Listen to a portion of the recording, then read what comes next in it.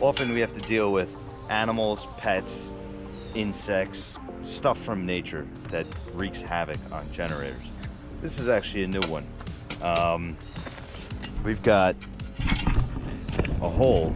This is an install that we did a few years back, and there's a pretty good sized hole here. Originally we thought it was due to rain, erosion from the water. We've had some significant rain the past few months, but if you look at the terrain, there's actually a little ditch over there, a little bit over here. Nothing really goes to where the generator is at. So I'm looking at it and yep, that's from the homeowner's dog digging. I've got a lab pit and she does the same thing. Just digs to China without even realizing what she's doing.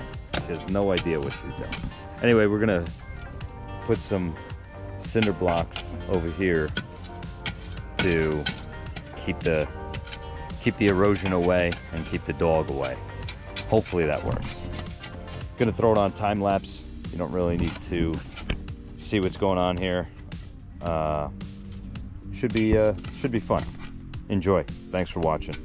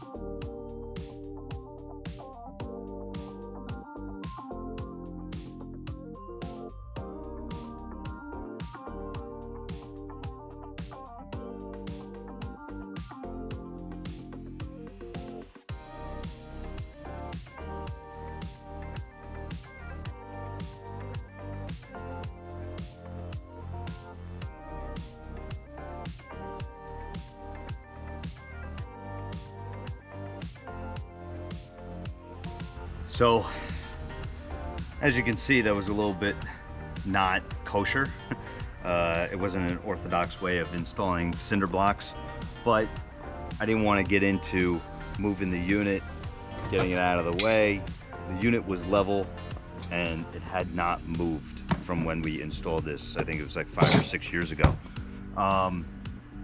That's going to hopefully prevent the dog from digging in there. We packed it with concrete, as you saw. I don't know if you could see in the whole video, but ultimately the best way to do this is at the original install, border it with cinder blocks all the way around, drive rebar through it, and then pour a pad in place. that's not how we did it because we didn't think that a dog would dig through underneath the unit. Unit's back in service. Gas line's reconnected. We just straightened that out a little bit and we're just gonna run it here. Yeah, we're just gonna run it and test the output and call it a day. Thanks so much.